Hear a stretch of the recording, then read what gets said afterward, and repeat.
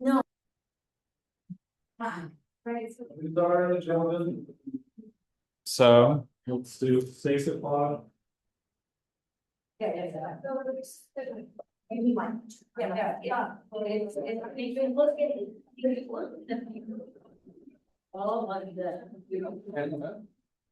Oh, I might have just, is it right there on the attendance thing? Well, that one was my pin. Huh? That's my pin, but you can use it. But. Yeah, so I'm gonna go over there and meet with them. This is what I'm talking about, I've been talking to you. Right, because I wanted to get this, and this. I'm not worried about this and this. But the reality is they talk about these first. I really check the promise of the issue with the infrastructure in our is very low. And it's like and sometimes so like in city it's not that's just right. That to yeah, and I sold. Yeah, the original person thing, that's personally. But and Jefferson, well, in terms of checking, based on such you're just having the conversations on that.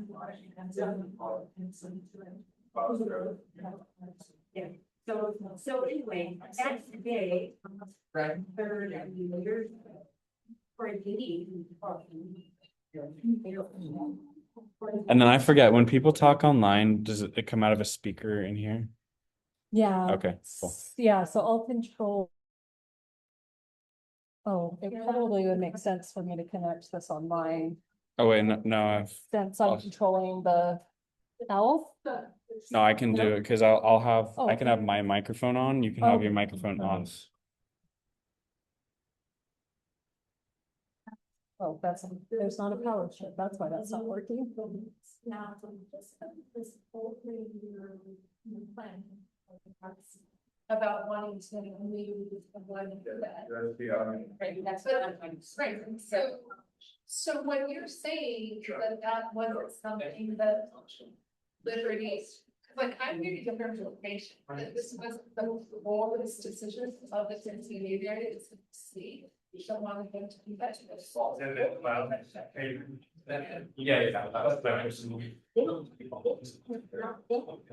the city wants to not. Yeah, so from what I heard from people at the Shakespeare, it was advisory. So that's okay. And I no, thank you very much. That's what I. Oh. Yeah. Yeah. Lady. Well, I mean, I. Like, take her. You're on the west side of the street. Yeah, those are super rough. We actually, we went inside there, we took videos, we did. So very. Oh, yeah. So I don't think. That's how people who obey laws. Just double play. Just say on seven. Just so like.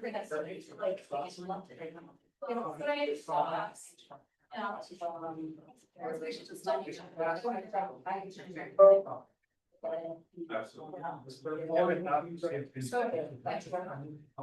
because like I said, I just feel like you're still out there.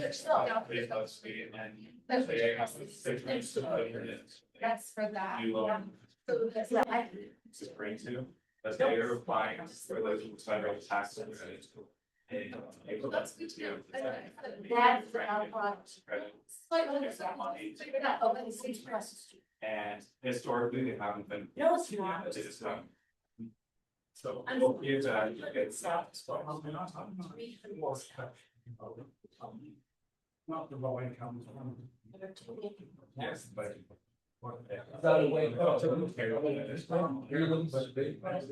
Yes. That's it. Oh, not wait, I don't, I wanted their house, that's how I found out. And then this. I've been in their house. No, not the neighbor, I found out. So, the neighbor. Oh, I missed the last one. Yeah. You know, if it's something I know they were trying to sell, it says two things. No, this one, I think this all fit. It's 256. Yeah, they- It's away from us, it'll be less done. Yeah. Part of like house. Yeah, that's a lot, you're along the wall, whatever. And so that, yes, I don't know now, but usually I said it's 20 grand, public comment is that's. Okay. No, that's not. I just last. You've seen it, people can like it. You know. Residential buildings. That has to be. I mean, Is that the whole building? I think that's. Yeah, can you send them what these articles that? Because they. I don't really question that, so. Right. You have a chart read on your hospital. They're all- What are your tools?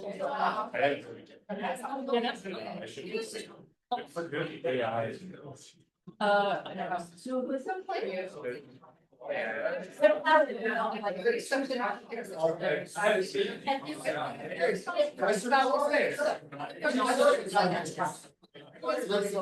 Oh, it's part of the house.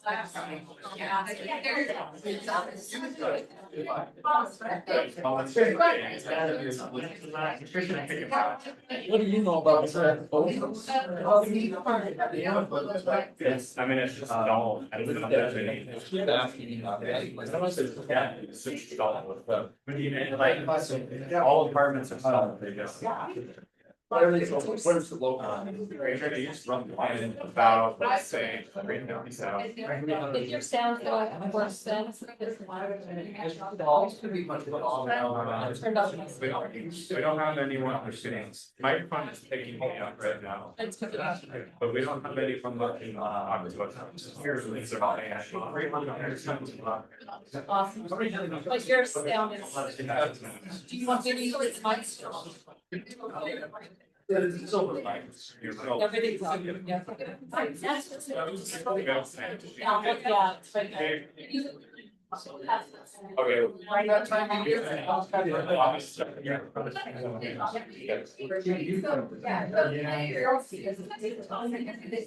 All right, you guys, we're gonna start on time. We got a good agenda tonight, so thank you so much for coming. Thank you guys for coming to the Central City Neighborhood Council meeting. I'm Austin Taylor, I'm the board chair of the Central City Neighborhood Council. And there's a lot of new faces here, so thank you guys for getting involved in the neighborhood. We are passing around a sign-in sheet.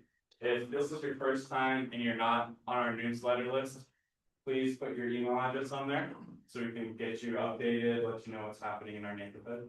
But as always, we're gonna go around and do quick introductions. Tell us your name, tell us if you live in the neighborhood or if you're representing an organization. So I'll start. I'm Austin Taylor, I'm the board chair of Central City Neighborhood Council, and I live in the neighborhood at about 700 South, 400 East.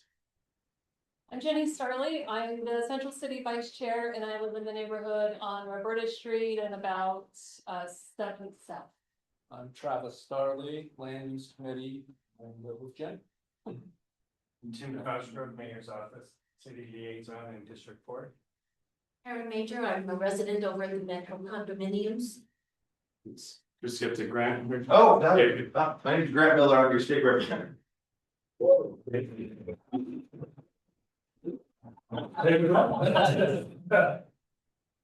I'm Tyler Clancy. I'm the new state homeless coordinator and I'll be Grant's intern too if he needs. Well, and then here in the back. Robert and Ms. McDonald, we are residents and we live on 30 East and 736 South. That's all true. Verified. Well, thank you guys. Verified. Check. Make sure you sign up on the newsletter list if you're not already. Okay, Rebecca. Rebecca Allen with the city's homeless team. Christina Ralph, I'm with East Liberty Park Community Organization. Brent Anderson, I live in the neighborhood on 30s between First and Second Set. I'm Seth, I'm on the board of the neighborhood council and I live at Block. I'm Adrian and I'm just outside of the neighborhood.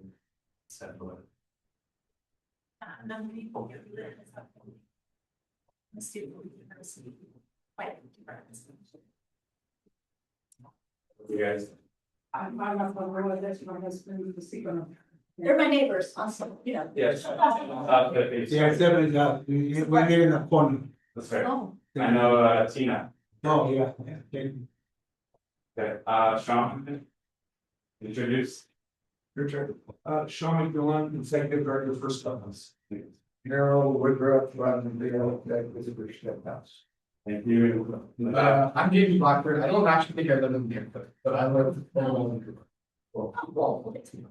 How, like, where are you at approximately? So our neighborhood boundary, so you know, we're at South Templeton, 9th South, and then State Street, 7th East. I am 8th South. What comes to that? The east. Yeah, Close enough. East Central, right? If you look at 10th East. Yeah. Yeah, East Central. Well, thank you. Yeah. My name is Christine. I live in East Central, but I'm here with our name for school. And my name is Joyce Reagan, I live at 120 South, again, area. I'm Lindsay Hector, representing Children of Homeless, that follows the Joey Human Rights West Center. Hey, Brandon. I'm Randy Burnham. I'm the Public Safety Committee Chair for Central City, and I live on 7th South and 50th Street, Dan Westland Apartments. I'm Cindy Cromer. I'm a landlord. I have 3 properties on 600 East in the Stark District. Thank you, Cindy. And then fire. Hi, Captain Anthony Bergman, I live at Station 1, 52nd South. Thank you. Okay, so we had to shuffle around the agenda a little bit, but tonight we're gonna hear from Tyler Clancy. He's the new state homeless coordinator, replacing Wayne Niederhauser. And he was on the House of Representatives and a police officer before that. Ready? yeah, I'm so sorry to interrupt. Just in lieu of time, I know that fire has to escape sometimes. Would it be okay if we gave them, you know, just 1 or 2 minutes at the beginning to give them an update? Or are you okay? Thank you so much. Yeah, that's appreciated. Really with such a full agenda, I just came to see if there's any questions for the fire. Oh, sweet.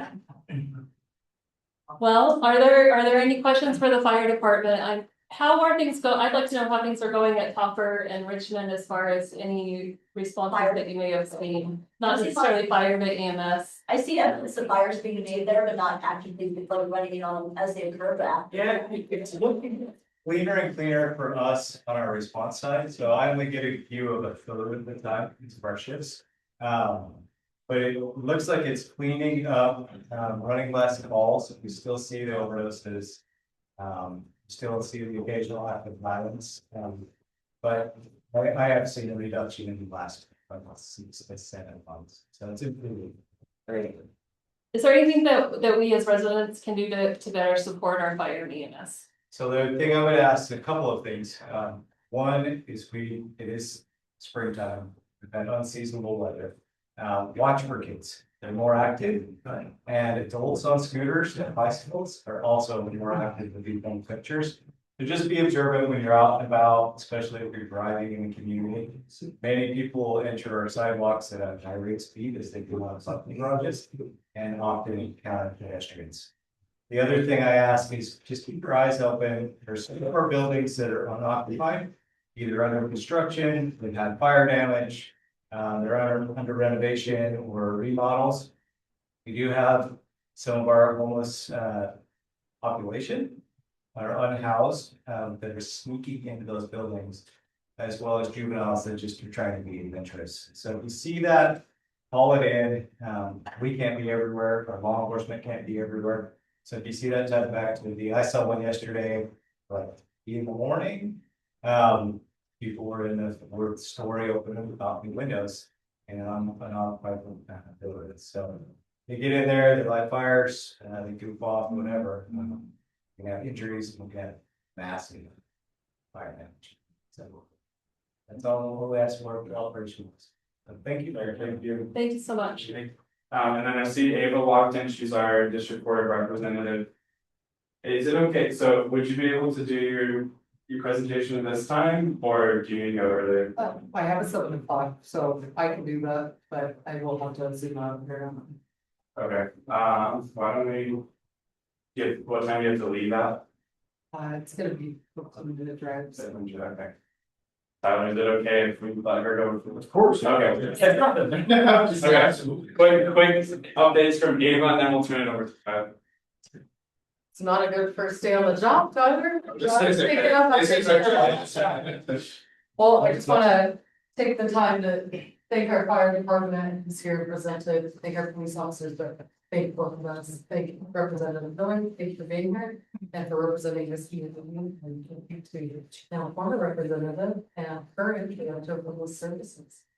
We're gonna eliminate those our titles, so thanks for being here.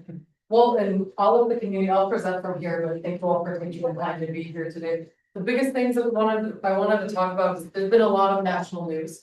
Salt Lake City, as you know, has now seen some real estate purchase by federal agencies. We're still getting more information on that. But what you can do is, if it's something that you'd like to make sure that your city council or your mayor are either combating, fighting the rhetoric, or preparing for the services. My biggest fear right now, just as a resident, I'll tell you, my fear is that as we see USCIS step in, that our public services will be moved away from neighborhoods like Central City. We've been fighting for years to get more police presence, to get more funding here for the parks and public lands, to get more of our emergency management systems. Some of these changes, when federal agencies come in, can absorb that cost. And so I think right now, the best thing we can do for our neighborhood, and I'm curious to hear some of our state representatives' perspectives as well, is how can we defend to make sure our neighborhoods receive the funding that was allocated for them and not being outsourced to help federal agencies right now. Regardless of the politics, we still have a responsibility to these neighborhoods, especially the ones that have been affected. As we see more growth and saturation of social services, different symptoms happening in parks, and so just want to be very mindful of those changes coming up. Again, we're entering budget season now that we're post-legislative. And in this budget season, making sure that we are advocating against CDBG funds are coming up. You can fund and help promote some of your favorite nonprofits in the community that receive those funds. A lot of housing funds being allocated as well.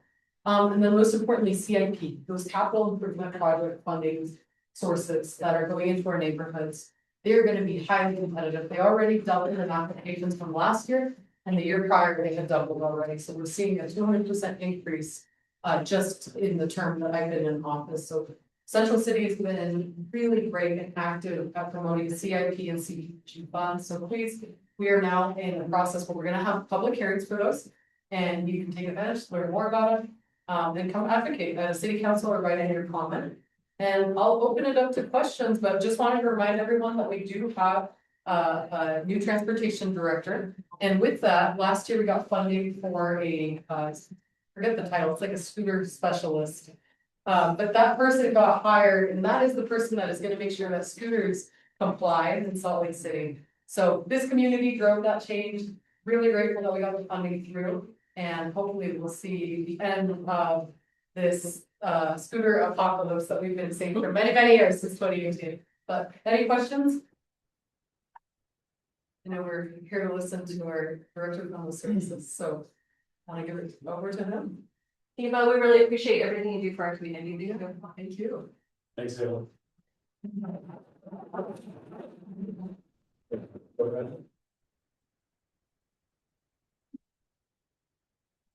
Well, I always feel very woefully underdressed when I'm ever at an event with Austin, so He's overdressed. in terms of style.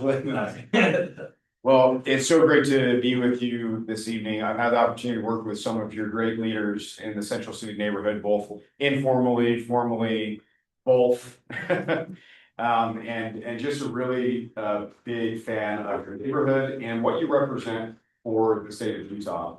As Austin mentioned, my name is Tyler Clancy. I took over for President Wayne Niederhauser in the Office of Homeless Services. My title is the State Homeless Coordinator, and that's really what I hope to emphasize with you this evening. Is that my role, the way I see the role, is to help coordinate efforts, the great work that's being done on the city, county, and state and federal level, and aligning those efforts to make sure that we're rowing in the same direction. Once again, I'll be brief as well, because what I'll do is identify the governor's 3 pillars in terms of how he hopes that the state can work to address homelessness. And then I want to make sure that I can answer any questions and be a resource for you, not just tonight, but in the future as well. I'll write my email up here as well. The governor and state leaders, city leaders, for many years, we've been working on this issue that's not unique to Utah, but across the country, of homelessness. It's a complex amalgamation, if you will, of different challenges: poverty, affordable housing, drug addiction, mental illness, intersections with the criminal justice system, domestic violence. We could go on and on and on.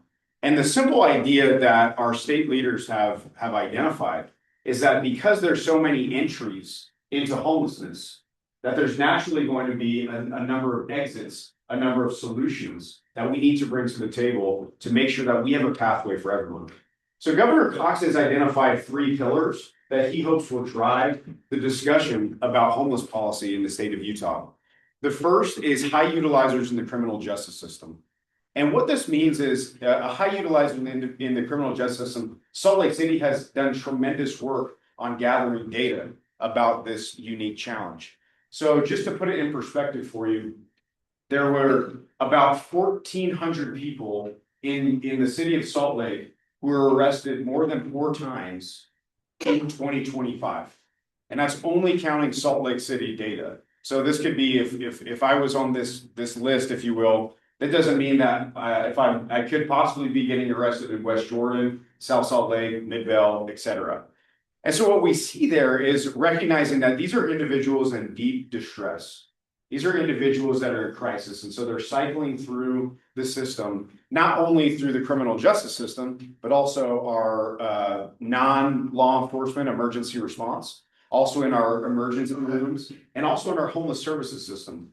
A data point I want to really emphasize this evening is the success of our homeless services system. 75% of all Utahns who enter our Utah homelessness system will exit within 1 year and not come back. That's a tremendous success. But once again, looking at it from the perspective of how the unique challenge of individuals, these high utilizers, these are the individuals who may live in a homeless shelter, where when we talk to service providers, they say, this is an individual who, they kind of set up shop and they just plan to live here without necessarily the different resources that they need to move on and flow through the system. So we believe that by investing our resources, our time, energy, and effort into helping these individuals thrive, we think that it will be a relief to the system as a whole. The second is one that we are very familiar with, which is shelter, emergency shelter, and housing. Recognizing that as the bottom moves up in our affordable housing system, if you will, when rents go up, then naturally people are going to be priced out of the market. When wages aren't keeping up with housing, we're naturally going to see people become more housing insecure, double up, live in hotels or motels, and experience that type of economic insecurity.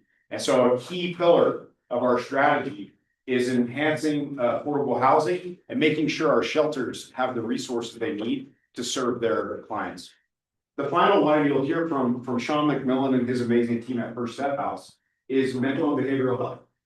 Many times, if you've spent time in any urban core across the country, and that's why I say that as you all are residents of Central City of Salt Lake, you may see individuals on public transit or in parks.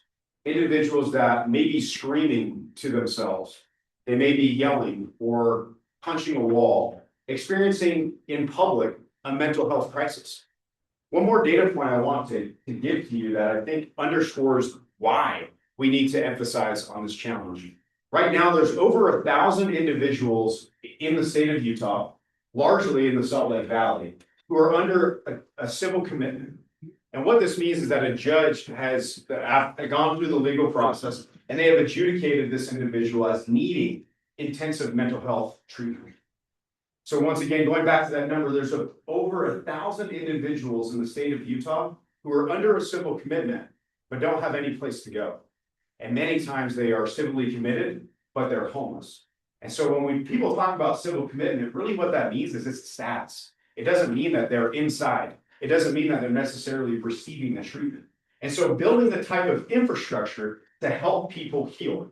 So once again, when you look at the scope of the challenge, I hope once again, I recognize I'm going a mile deep, a mile wide and an inch deep to the nature of your meeting this evening.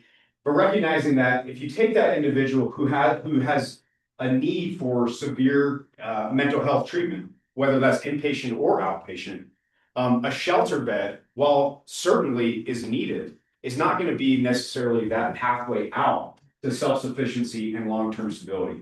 And so building the type of infrastructure and supports, you're going to see some news pretty soon here of the Office of Homeless Services partnering with Salt Lake County Behavioral Health and the Department of Health and Human Services to invest in the type of infrastructure that is needed to help people heal.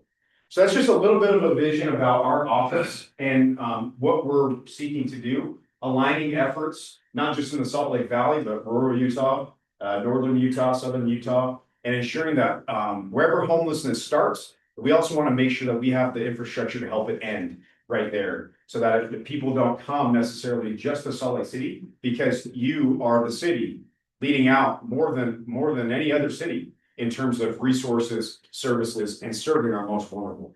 So I hope that's a little bit of a broad overview, and I'm happy to take any questions if that's appropriate, Austin. Yeah, and we have 5 minutes for questions. Done deal, absolutely. Right here. Oh, sorry, go ahead, Randy.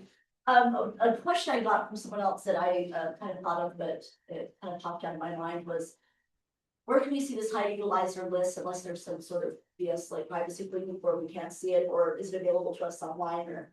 So the high utilizer list, the most pronounced list is called Project Connect, and it's driven by Salt Lake City. Once again, on a micro scale, doing exactly what we're hoping to do on a statewide scale. So Project Connect is led mostly by the police department. Correct me if I'm wrong, anyone from the city, mostly by the police department, but also the social workers, the chat teams are highly engaged. They have caseworkers, and there's some really exciting data. I don't want to jump the city in sharing that data, but I think what you're going to see with this intense strategy of helping people get the right infrastructure that they need, there's going to be some good data that's coming out pretty shortly. Like I said, I don't want to jump in. So in terms of the actual names and lists and personable, identifiable Not too data, much just names, we don't even like them. I don't believe the names are public. I could be wrong. You can talk to Chief Red and confirm that.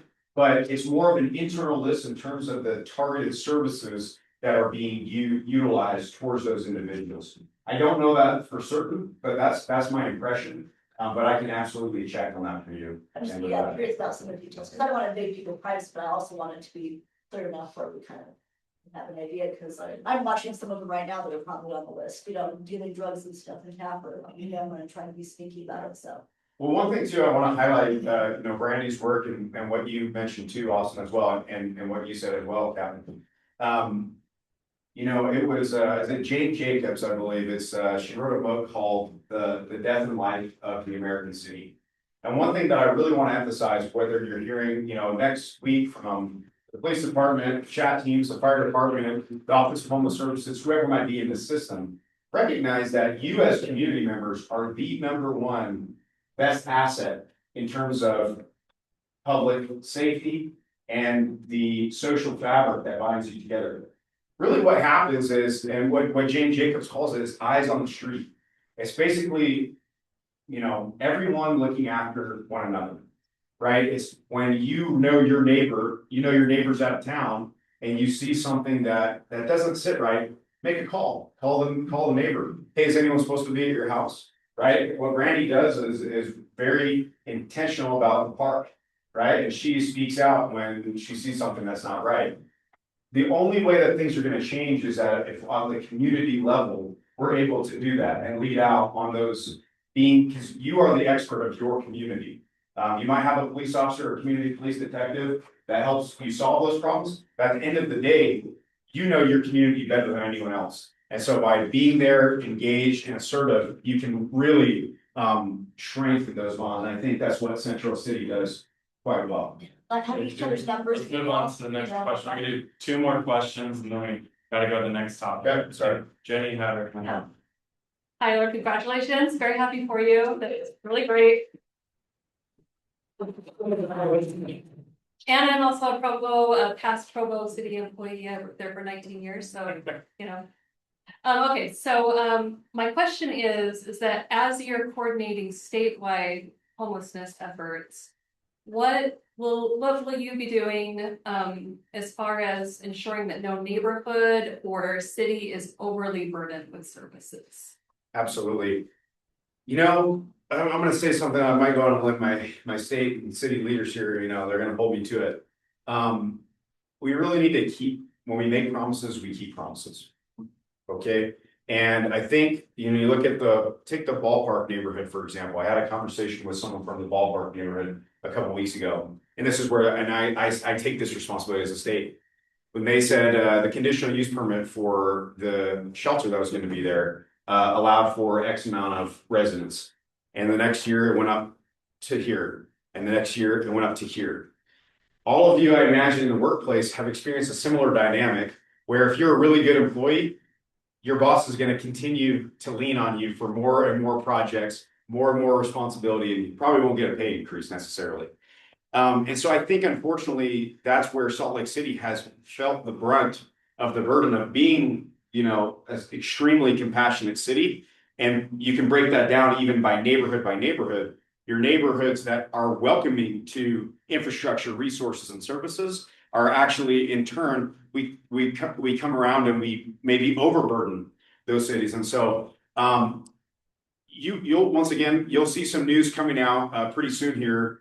The Office of Homeless Services is really being intentional about making sure that our system is a system. When we say that homelessness is a statewide issue, that we not only speak that, but we invest in that, and making sure that across, whether it's the valley or across the state, that we're sharing those impacts and making sure that we don't in turn, by treating one neighborhood so intensely, then we turn the next neighborhood off from wanting to take a step and be compassionate and step up and take some of those services. So I think it goes hand in hand. If we want to expand shelter, if we want to expand services across the state, we have to treat our neighborhoods and our neighbors who step up and take on these infrastructure projects with the respect that you deserve. And so that's where I think it goes hand in hand. I don't see it as one or the other. And it's absolutely going to be a major driver of our initiatives that we try to accomplish. Oh, thank you. Last question. I think Tim had his hand up. Thank you, Tyler. I really appreciate you being here. It reflects the importance that we feel for you showing up. There's 2 issues that you addressed: emergency response or emergency shelter. When we have a code blue here, the state allows us to flex our homeless resource centers bed space. Quite a few of us go to these code blue shelters to volunteer and help out. They're packed. They're still packed. Thank goodness we had a low winter, a low cold winter this year. That's not always the case. And then the increase in the recidivism rate for people that are addicted to drugs, they're out on the street and there is no emergency shelter that they can go to. There's no room at the inn, so to speak. So those 2 issues, I see a high demand for use and need. Do you have any direction or comments on? Yeah, 100%. So what the winter response, the code blue, those beds, like you said, they're life-saving beds. They can save people's lives in the extreme cold temperatures. Miranda and Unsheltered Utah, they have done this. They've gone from not only flexing current capacity, they go from 0 to, you know, what was your most recent number? And seconds, 140. So right, those are examples of the extreme importance of that work being done. At the same time, take West Valley City, for example. West Valley City has been doing an overflow shelter for code blue and winter response clients that's actually extended over the past 2 years. But we haven't invested on the back end of services, case management, and other of those puzzle pieces as well. And so I think that the system flow, when we enhance the system flow, we actually enhance that capacity that you're talking about. Because if you have 200 clients and it's a finite amount of clients, because they're not cycling through, they're not being engaged about housing options, substance abuse treatment, mental health opportunities, then right, like I said, it's gonna be those finite clients. Now, if you can even help 50 of those 200 clients move on to a more sustainable pathway, now you've just opened up new capacity of 50 beds. So that's where I say we really have to go hand in hand by enhancing the system flow, but at the same time, making sure that our services have the right infrastructure that they need. We're working with people with lived experience, people who are providers on the ground doing the work, getting that feedback, and then making sure we back it up with action. So I think you're exactly spot on. And that's where I say too, we're too many times I think in homelessness, which is a massive umbrella, we tend to say it's either shelter or housing, or treatment or housing. And really, I hope what we can do together, working with your teams who are already doing this every single day on the city level, is an all the above approach.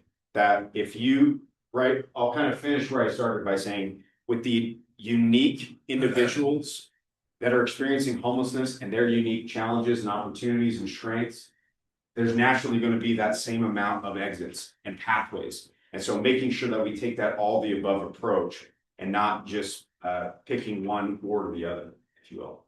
Hope that's helpful. Thank you, Tyler.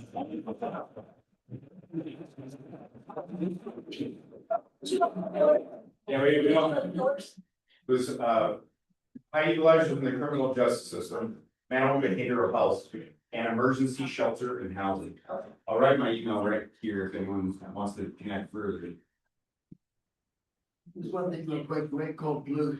I've been to a couple of states, when it gets really hot, they call it cold rail. What do we do with homeless when it gets so hot? They're cooling centers, don't we? I encourage you guys, if you have more questions, you should email them, we've got to move on to First Step House, but just to orient you guys, so you know what's going on. So First Step House is purchased the former Department of American Veterans, something like that, building on 800 South and 300 East. And their proposal is to build permanent supportive housing facility with something like 70, 80 units, or 60, 50 units, thank you.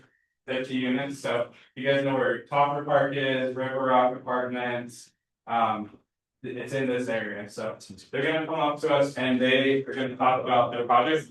They're submitting a design review modification to change the building entrances and then also to increase the number of apartments that are planned. So you guys want to come in?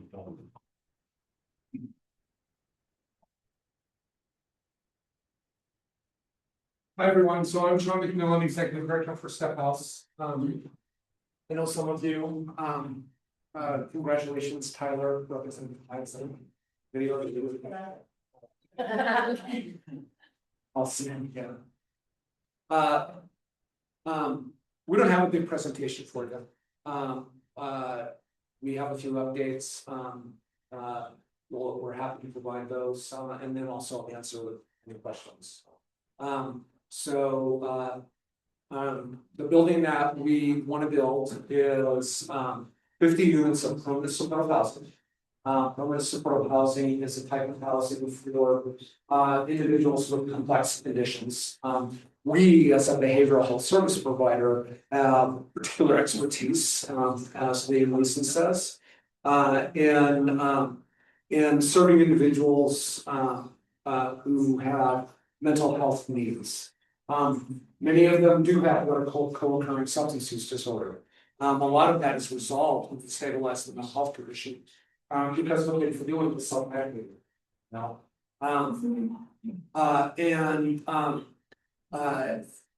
So what we do is we have property management on site, that's there during business hours. And then first step out and our property management partner is Housing Connect. Some of you know them, may know of them as the Housing Authority of the county. A great partner. Part of their mission is to support or participate in the development of special need housing. So we always partner with them. It's a partnership that works extraordinarily well. They manage the low income housing tax credit compliance side. They manage the Section 8 compliance side, as well as all of the property management stuff that goes into that. And those are specialties. They require expertise, significant expertise, and we could develop that, but we'd rather have a partner who just has that expertise. Our expertise is in the area of providing behavioral health services. So what we have are 2 staff minimum on site, 24/7, 365. So holidays and all of that stuff. They perform a security function. They also provide a safety function for the tenants. If someone is struggling, we make sure that appropriate personnel are engaged to help that individual stabilize on site. But in some instances, we may need to contact emergency services because the individual needs to be taken up to the Huntsville Mental Health Institute or to Holy Cross. In some instances. And then Monday through Friday, we have a cadre of what we call clinical case managers. And we call them clinical case managers because they're master's level licensed individuals. And they're helping folks, address the day-to-day need. These are folks who are very quickly frustrated by bureaucracy. If they have to fill out a form, it's overwhelming. If they have to update their state ID, it overwhelms them. And so these clinical case managers are people who help them overcome those hurdles. And as I said, they're there 5 days a week, business hours. So last year we applied for tax credits, and we were not selected. We were just below the threshold I think they selected 2 projects for PSH. And our scoring was 2 points below what the 2 that were selected scored. So we were not awarded tax credits. In the meantime, stuff that has happened is we had initiated this process before our initial application for tax credit. We had asked for a zone change because multifamily was not permitted on that lot. We asked for a zone change. It just so happened that coincided with the city's work to do total zoning revamp. But our ask came in prior to their. We came in before their scheduled release of the new zoning plan. We got the property rezoned for multifamily, and then the new zoning kicked in, and that allowed for us to do some things that are going to overcome those 2 points that we had. It allowed us to go from 34 units, which we had initially proposed, to 50 units. And so the end of this month, we believe, well, they haven't announced it yet, but the Utah Housing Corporation will be releasing their application, and we will apply for tax credits in this round, and we will compete with everybody else and see where we're at.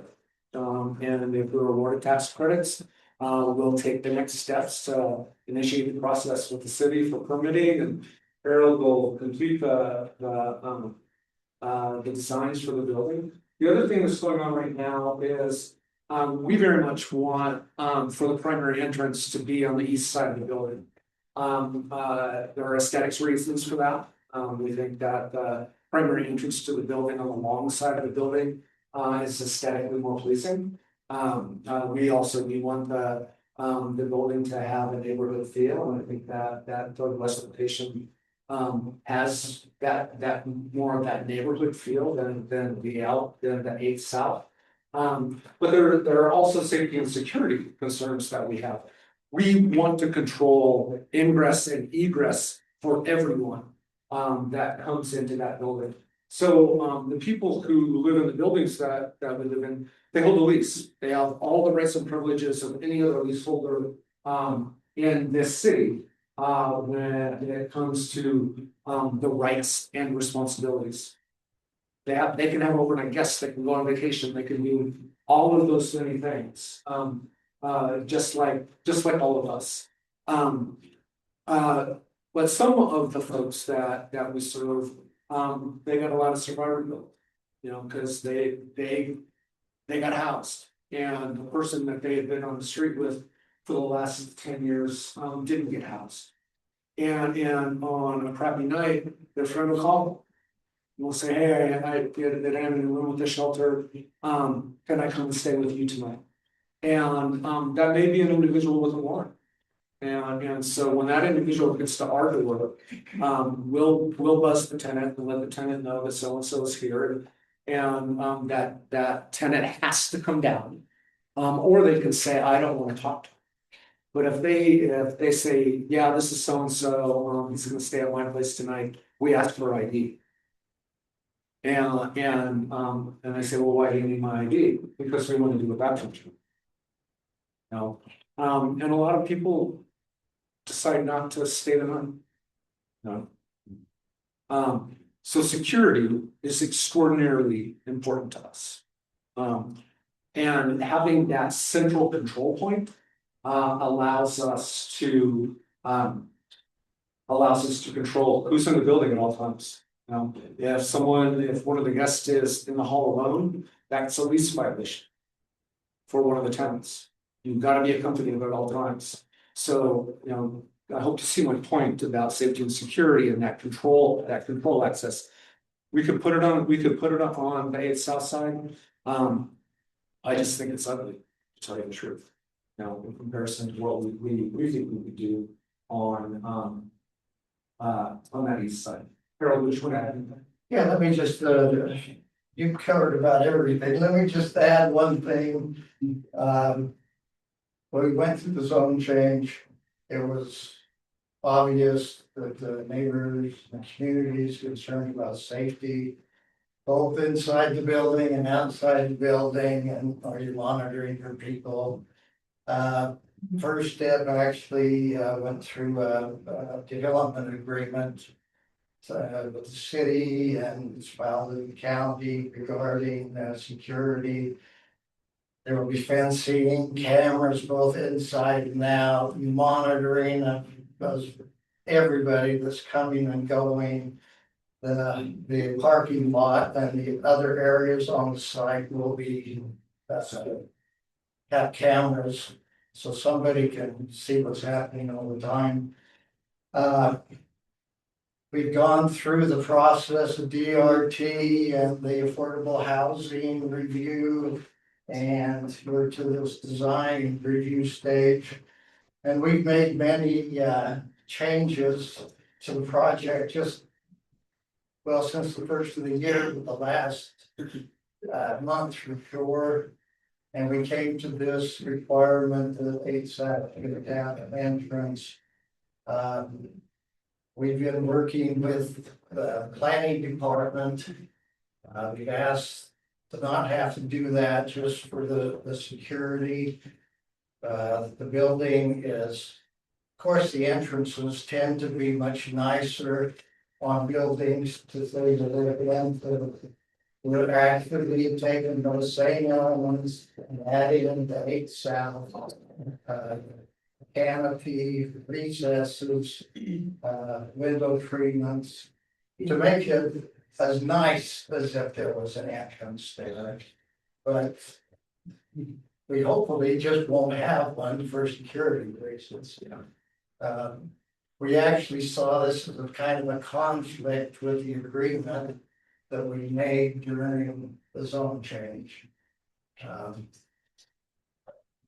wanted to mention, there is parking on the west side of the building. We do secure parking, so not only will there be lighting and cameras, it'll also be gated. Ask one question. This woman over here,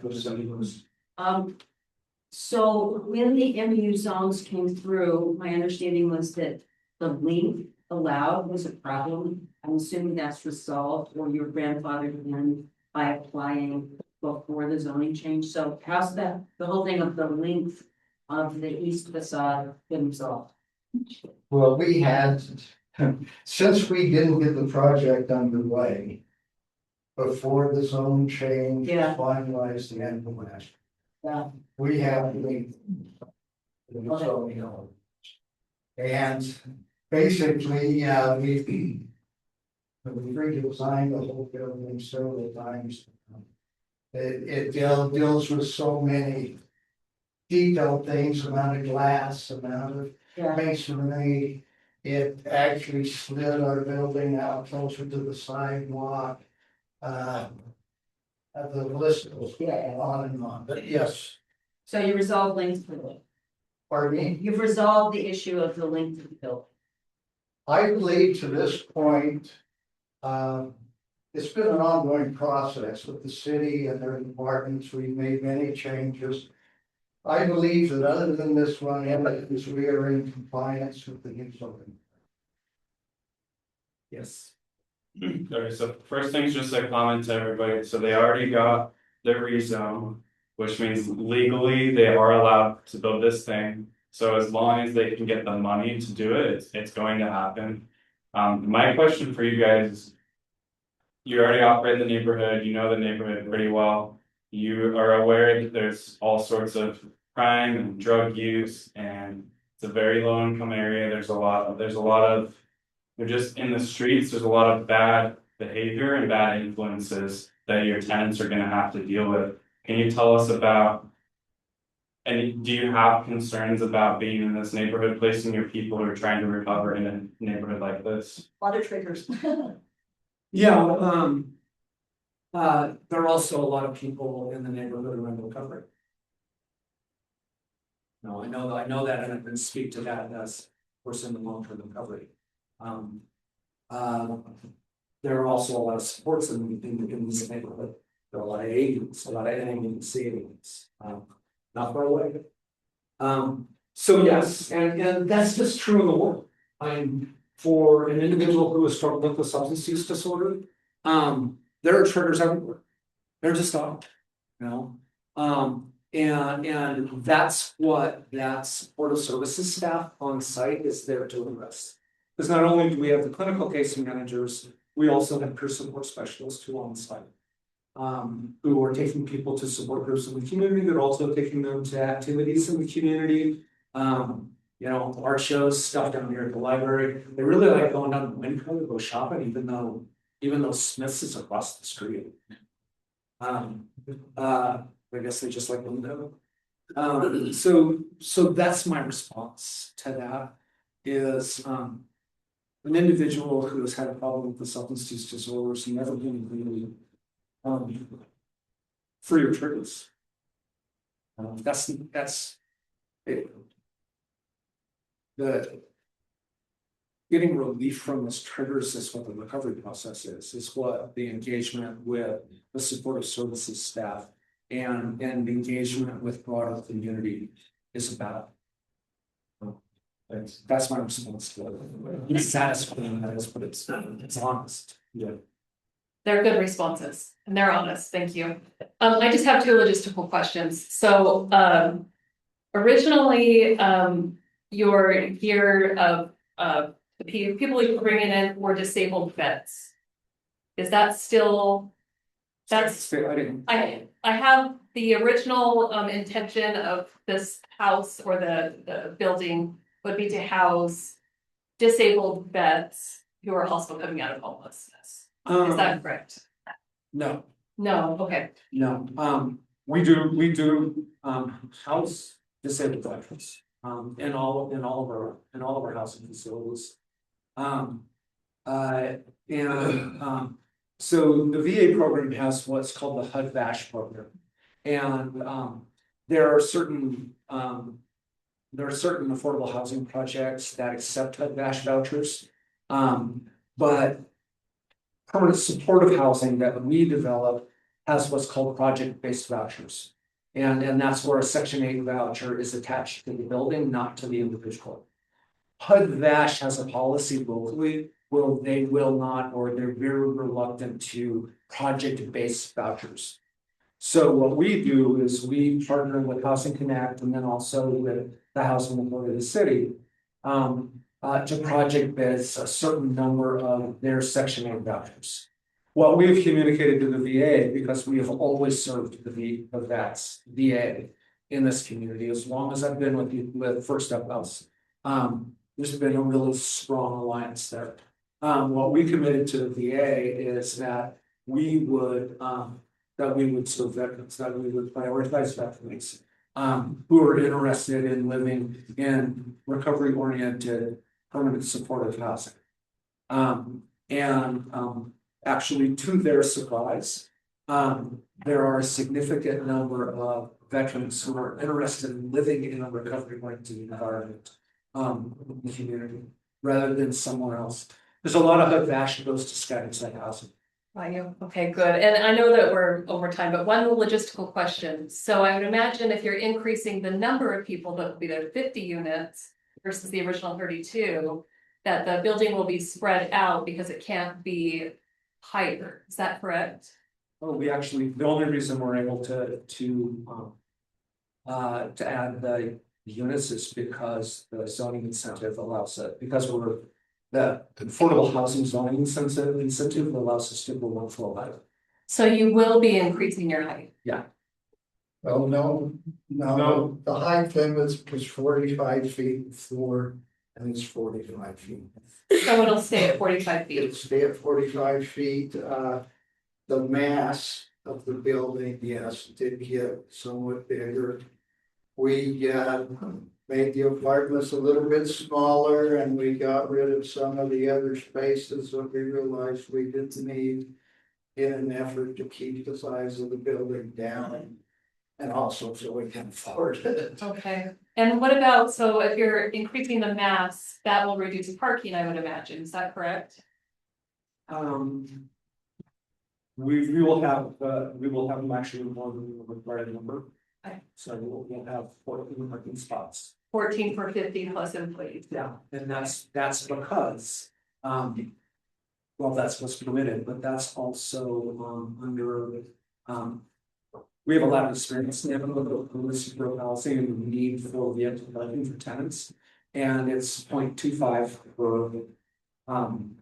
per unit. So 0.25 vehicles per unit, per unit. The math on that is 12 parking spots will be given by tenants. Okay. The bigger problem on these sites is the bicycles and scooters nowadays, and enough space to park those so they don't end up in front of the building. How many full-time employees do you have? I mean, so you'll have 12 and a half cars. Six. Okay, well, because I live on Roberta, as you know, right on the other side of your building, and there's never street parking. So does that mean that your tenants or employees are going to be using our street that we already don't have? Okay. To a certain degree, but there's also bicycles, there's also public transportation, which our employees take advantage of as well. Wonderful. I just want to say I really appreciate your time. I know that we're over time, but I really appreciate everything you do. Thank you so much. Thank you. Thank you guys. So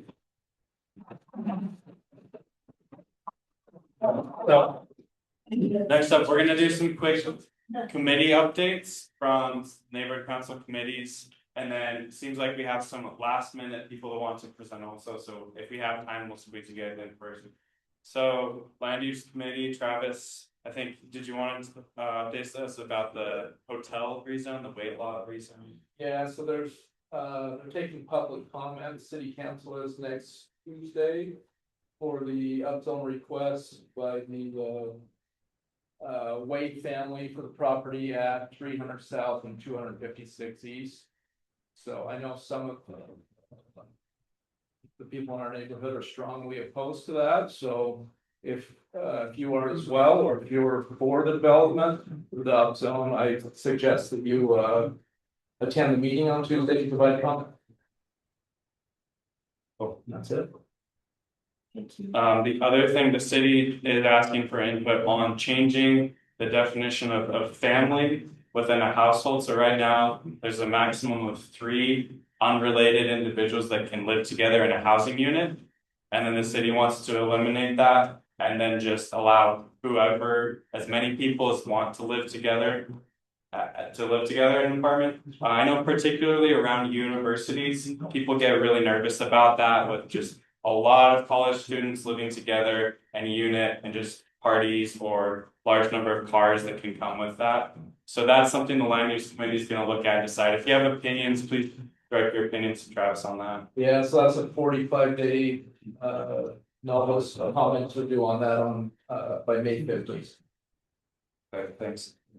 And then for transportation committee, Troy had me give you guys this update. So there's 2 livable streets projects, which are traffic calming projects that are planned for our neighborhood. The first one is right by the First Step House and Smith, so 450 South, 500 East. The city will build a raised crosswalk in the middle, or in the mid-block crossing, right? Raised crosswalk. And so right now, the city has designed it and has submitted it to UDOT for its approval. Once they get approval, they can start construction. And they've also designed a new intersection at 700 South, 400 East with, I'm looking at the drawings right now, it's just curb extensions, basically, making the crossing distance shorter and hopefully getting cars to slow down at the intersection. And so those things are getting reviewed by UDOT right now. If you have any questions, let me know, and I'll direct it to Troy. And then the public safety, Brandy, did you want to tell people about the Citizens Academy for the police department? Yeah, SLCPD, they haven't had it in 4 years, but they're just restarting their community academy, which will be held from May 7th to June 4th on Thursdays.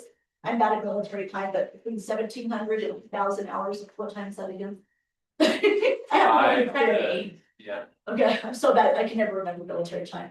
And they're gonna be teaching a whole bunch of stuff, so I've emailed it out, and put it on our social media, the application and all the info, so please, if you want to attend, because they need a minimum of 10 people. So let's get many. And also, I just found this out, there's gonna be held by Public Lands, a Procure Park, Taffer Park volunteer event. Which will be on April 14th from 2 to 4 p.m. Good. You can sign up on the Public Lands website and put the information in the Zoom chat, the link and all that. Yeah. So I need 50 people and we'll be reading and I guess cleaning up. So that'll be a great opportunity to make a little time and effort to help the park. You know, anything helps. Every little bit adds up. So, oh, and someone wanted me to mention that the Salt Lake City Marathon is April 25th. I guess, and that's all you need to say. So I don't know a lot about that. Cool, thanks, Brandon. We'll include that info in the newsletter. And then event stuff, we've got the pizza in the park planned. It is in planning. We're looking at May, like mid to late May. If you're interested in helping us plan that event, please reach out to Jenny and let her know. But it's an event we've done. This will be I think our 4th year. And we just buy a ton of pizza for everybody, bring in a band, and invite all the neighborhood to come and meet each other. So that's coming.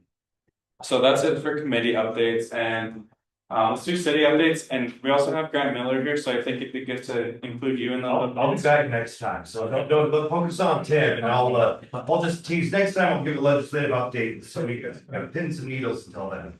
Cool, thank you. I only have 6 slides today, so. Only 6? And aren't you doing the you're doing like a big budget presentation thing, right? Yeah, Okay, so we'll hit you after we hit some like quick hits, so. We already had fire Rebecca. First, Library Square Resource Fair next Friday, 9:30 to 12:30.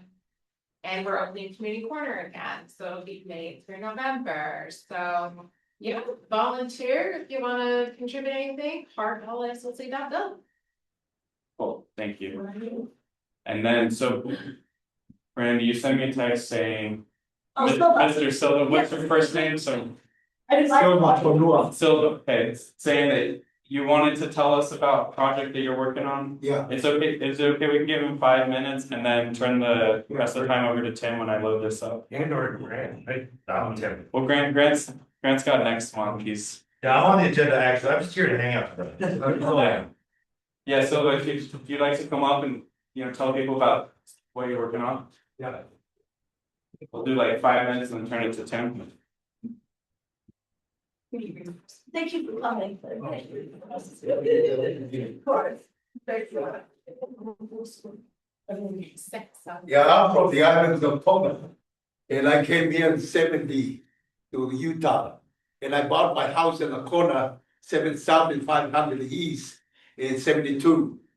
And then I started working for the sheriff's office in 1980, until 2010. I retired and I think about helping somebody.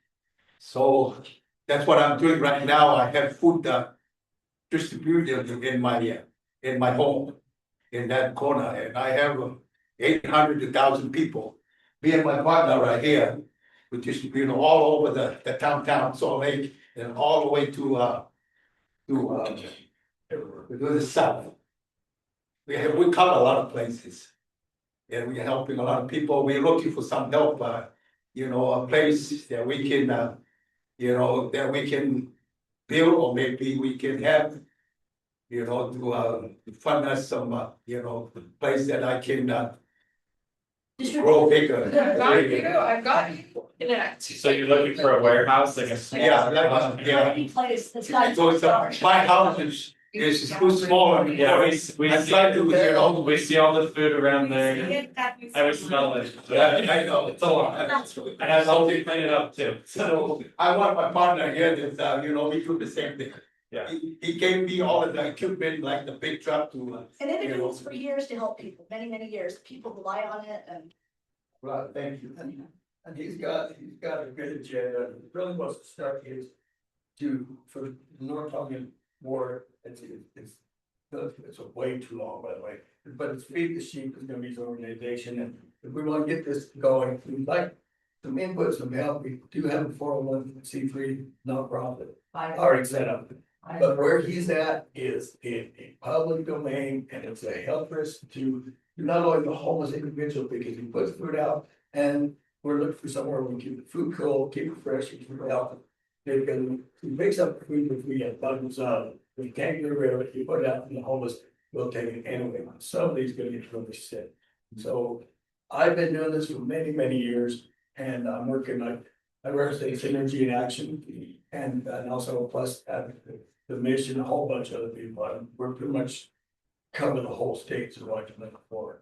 I work 7 days a week, and I do feed the homeless when they came up earlier, but feed the homeless like I go down and constantly feed them on a daily basis.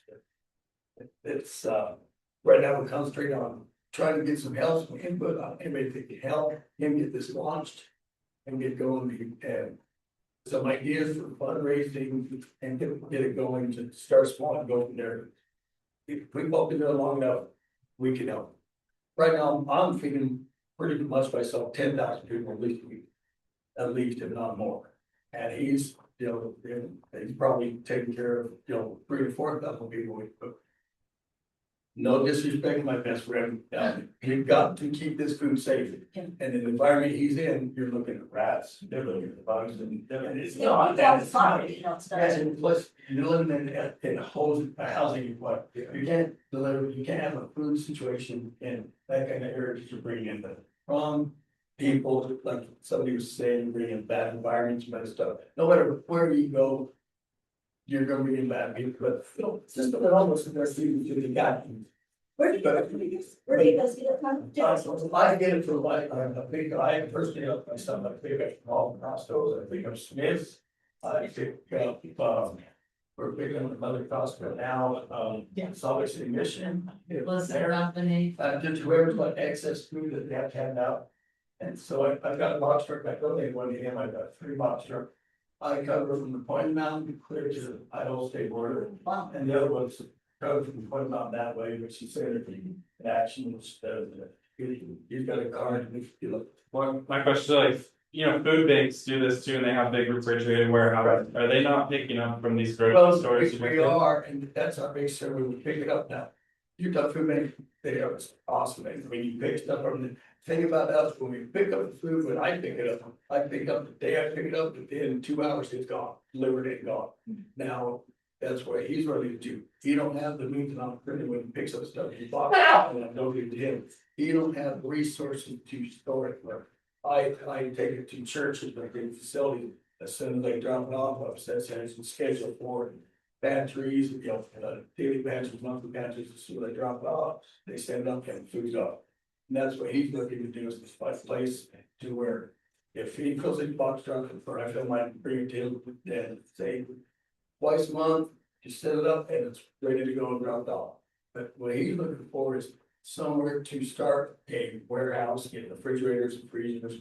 I gotta connect, it's called open doors, open things, they say that. But they're closing their doors, which is not by your first days. And you may have enough food to get some kids in food. How much space do you need for getting out of the, food, like just enough for? I would. Realistically, I'll be thinking a part of this, but to make a steady place to where we can store stuff for weeks, always. Not that big of a building, I mean, you start small and go there. So you want to have the distribution and the food in one place? Yeah, just in one place, you don't want to just. I would say we had like 6 refrigerators and maybe 2 or 3 freezers, and after that, you know, let it out, there's something on this side, we little bits, we have heat, there's something else, people right now. So we start with a small warehouse, and we out with that, then we move on a lot. But I don't want to start big and bare or something. Yeah. But he's got, really got in the talking community in the state of Utah has astronomically crazy, and they need some really help and support. I think more you guys are taking over here, but it sounds like it's a really good thing he's got going, and we would love some support and help. Well, it sounds like you should connect with Rebecca, and then I'm also gonna reach out to a real estate broker friend of mine that specializes in industrial and warehouses, and I'll let you know if I can try anything out, but we should move on to the next. Yeah, we're already brainstorming some ideas. Take contact with me and I'll connect you with Rebecca, Miranda and others. We'll also reach out to this Clancy guy. Thank you. Thanks for being here.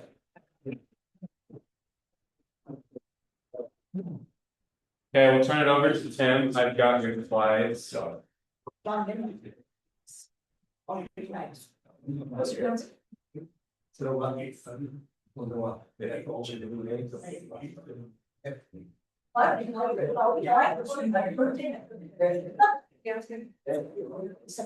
thanks everyone, I appreciate it. I just wanted to give a brief context for the budget. I know we're going into the budget season. City council approves the budget, mayor proposes the budget. Just kind of give you a briefing of what the budget looks like, so it takes out some of the mystery and some of the overwhelmingness that you can feel when you're trying to figure out where the city's spending your resources and providing your services. So just part of information, the city operates on a fiscal year budget, meaning we run from July 1st through June 30th. The county runs on an annual year budget, starting January 1st through December 30th. And the state runs on a fiscal year, July 1st through June 30th. So the county just had their budget process, and now the city's getting ready to do theirs. Mayor's already met with the different departments, 15 different departments in the city, and asked each department to come up with their base budget and then propose a 5% reduction from their budget this year to try to address some of the other unmet needs. Let's see, next slide. So the kinds of funds we have in our funding budget can be a little misleading or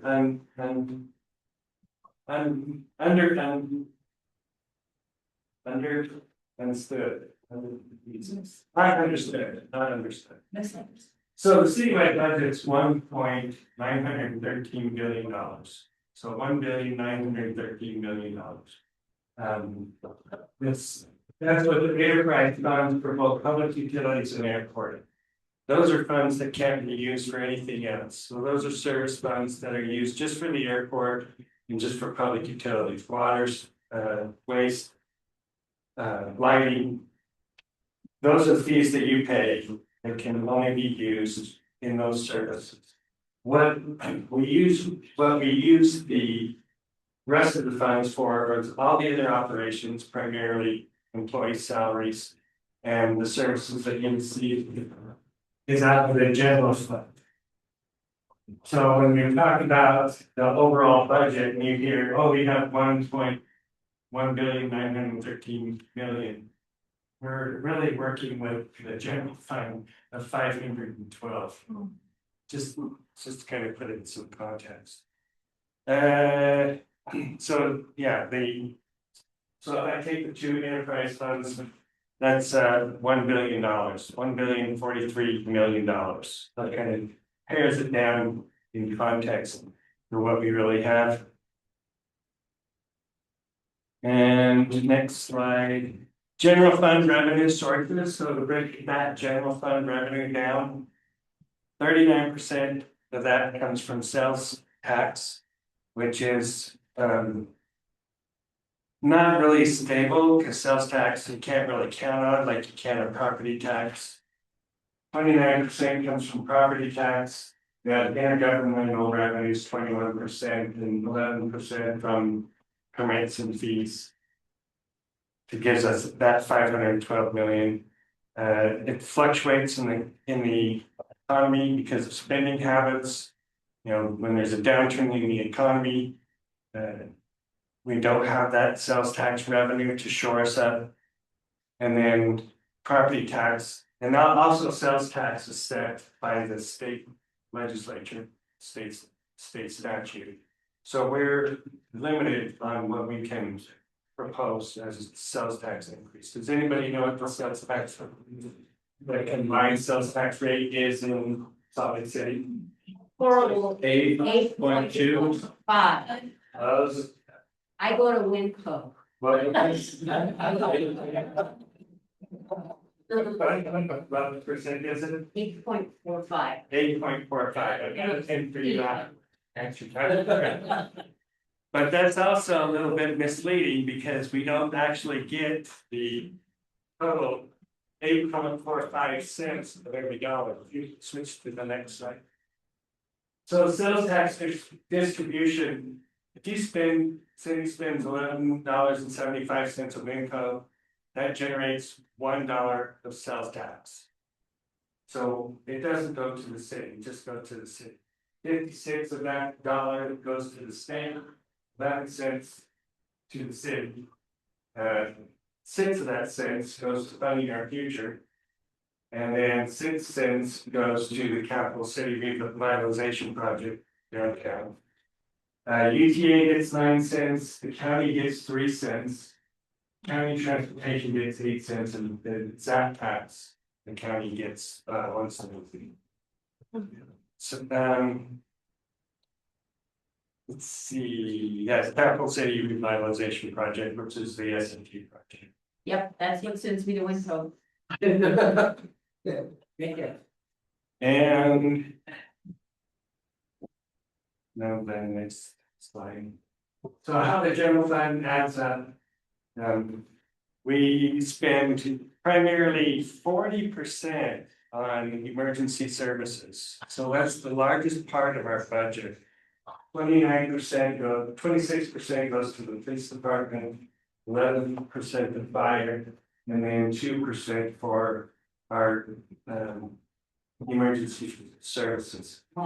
So it kind of gives you the context of what the priority is in the city. 1% in the mayor's office, justice courts, human resources, the council office, and economic development, public lands 7%.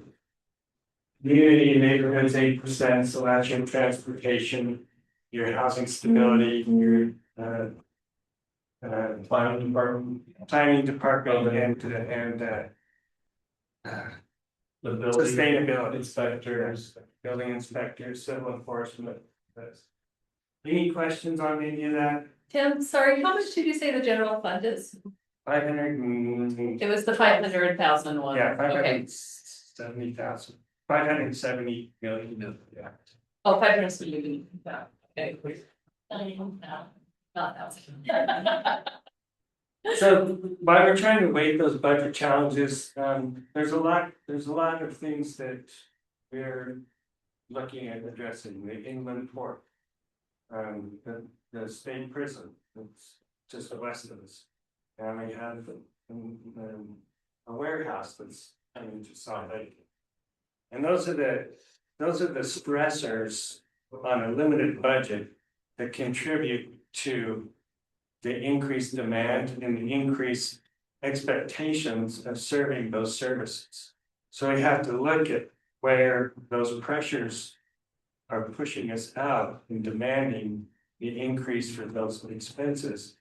And then try to bring back down what we can provide and what we can provide and what we can't. So is it better to spend $50,000 now on a streets life down the road, knowing that it's gonna cost us $500,000 for 10 years? Is it better to spend funding for youth and family services that we got cut from in federal funding? Or let those programs go to the wayside?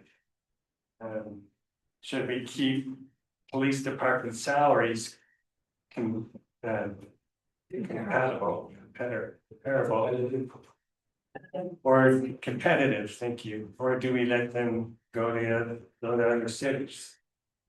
So those are the kind of touch points and pressure points that we're seeing right now, and just trying to bring some of that context to you so there's understanding. Any questions with that? Oh, I should have gone to the next slide. We have one question. I know it's so maybe weird, but everywhere you go, lecture, whatever, they say you want to donate so and so to the homeless shelter. I've heard rumors how much money they raise. Is it, yeah, where's all this money going? Everybody keeps asking me because I deal with homeless and I deal with food and stuff like that. Everybody wants to know where all this money's going. And you show the chart. Do you have an answer for that, or you guys see any of that? Needs to be donated. Well, but to help all of us here, I mean, they're trying to help people in need. So we have three of the cities, we have three of the homeless resource centers here in our city, right? We shelter, the shelter. We also have the youth shelter. The city spends, I don't know how many millions of dollars on each one, but it's in comparison to what we get from the state, or all of it goes towards the pay down of the debt, or to the building of the services that the employees are providing to the clients, the residents of the center. But just a question, big lot to my attention, many times to say, yeah, well, I don't mind donate to this, and when donate to the homeless, but every since we're really going there. I'm not in the government, I don't know, you have to call your mayor. Yeah, I'm sure, but yeah, I'm just curious. we have a budget, okay, the next slide, we have a budget timeline. So January through March, the mayor's meeting with each of the departments, roughly 15 departments. She's asked them to draft their budget, they come back to her with the two budgets, baseline budget and 5% cut. And then she takes into consideration those department feedbacks, and then looks at what they're proposing to the mayor. The first Tuesday of the month is when the mayor submits the budget to the city council. And the council then goes back and has the departments come and report back to the city council on their budget to try to get the feel for where the city council's trying to balance all the other needs within the city, across citywide for the priorities that they feel needs to be prioritized. And then the council will hold 2 public hearings before June. Have you constituents have the opportunity to weigh in on the budget, and then you always have the opportunity to weigh into the budget, mayor as well. It'll be posted here shortly. And then the council has to adopt the budget by the end of June. It's a law, state law, that we have to have a balanced budget, that the city does, even though the federal government does not. And if there's a tax increase on property tax, then we have to have what's called truth in taxation, which is another hearing, even after the budget, that requires us to show where the money is, how much money is going to be increased, and what specifically the money is going to be spent on. So that's another step in the process. That's after the adoption of the budget. So truth and taxation comes in afterwards. So there's some differences with what those monies are being used for. Any other questions? That's all. I think that was my last one. Oh, if you want to scan this, you can get the mayor's update on the budget as soon as she presents it to the city council. And if you have any other questions, feel free to call me. And then I have a resource guide that we put together with some citywide resources for affordability. If you see people challenged with the cost of living, I mean, I was filled my gas tank up on a and it was $2.93 a gallon. We filled it up on Monday, May 30th, and it was $4.17 a gallon. So I know where all my excess money is going to, if I had any excess money for it. But just trying to share some of those transparencies and let you know what. One of the questions I often get is, Tim, can we have the garbage pick up an additional day in our park? Because we're seeing an increase in Sherwood Park. So we pick up trash there 3 times a week. If we pick it up 4 times a week, you can see the increase in services that that's going to demand. So trying to demand those expectations. So that's where the difficult balance lies, because it costs more money.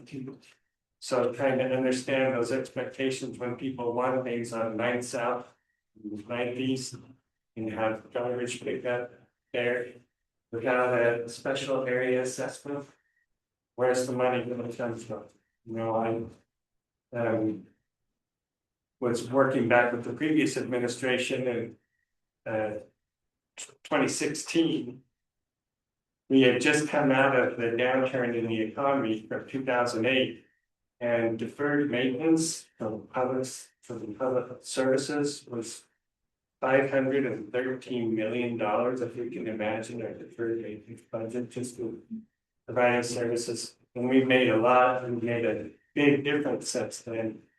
But it's kind of not funny that Derek Kitchen and I were going around to the community councils. We used to talk about, wouldn't it be nice to have funding for transportation, for roads? So when we got this $87 million general obligation bond passed for funding our future, and we can start making those improvements in the infrastructure, it's a huge group, huge. So you have a lot to be thankful for, appreciative of, and I think we've had a big impact since then. But it's also because of you, because you're. Well, thank you.